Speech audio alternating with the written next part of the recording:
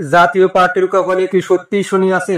সাবেক মেয়রের এক কথায় রাজনৈতিক মাঠে আগুন লেগে গেছে। তিনি বলেছেন, আওয়ামী লীগের ক্লিন ইমেজধারী নেতারা চাইলে জাতীয় পার্টিতে এসে মনোনয়ন পাবেন এবং নির্বাচন করতে পারবেন। এই কথাতেই শুরু হয়েছে তোলপাড়। মানুষ ভাবছে, তবে কি আওয়ামী লীগ জাতীয় পার্টির কাঁধে ভর করেই আবার ফিরে আসছে?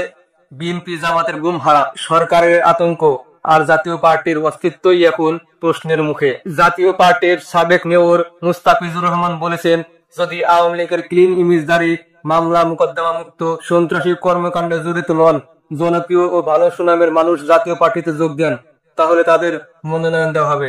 এই বক্তব্যে রাজনীতিতে তোলপাড় শুরু হয়েছে।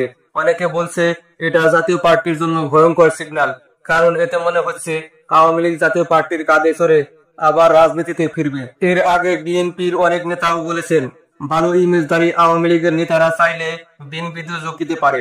তবে এখন বিএনপি থেকে এসব আলোচনা বন্ধ হয়ে গেছে। কিন্তু জাতীয় পার্টির এই বক্তব্য হঠাৎ করে বড় বিতর্ক তৈরি করেছে।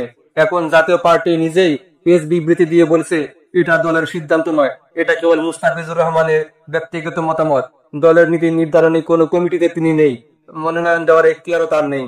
তাই তাকে ভবিষ্যতে এসব বিষয়ে বক্তব্য না দেওয়ার জন্য বলা হয়েছে। তবে সমস্যা হলো, এই বক্তব্য সাধারণ মানুষের মধ্যে একটা নতুন ন্যারেটিভ তৈরি করেছে। সেটা হলো জাতীয় পার্টি নাকি আওয়ামী লীগের বি টিম হয়ে কাজ করেছে।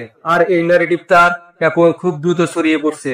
জাতীয় পার্টি তো বলছে তারা 300 আসনে প্রার্থী দিবে, কিন্তু একই সাথে বলছে যদি কোনো আসনে শক্তিশালী, জনপ্রিয়, ক্লিন ইমেজধারী ব্যক্তি পাওয়া যায়, তাহলে তাকেও মনোনয়ন দেওয়া হবে, ইভেন যদি তিনি আগে আওয়ামী লীগ করে থাকেন।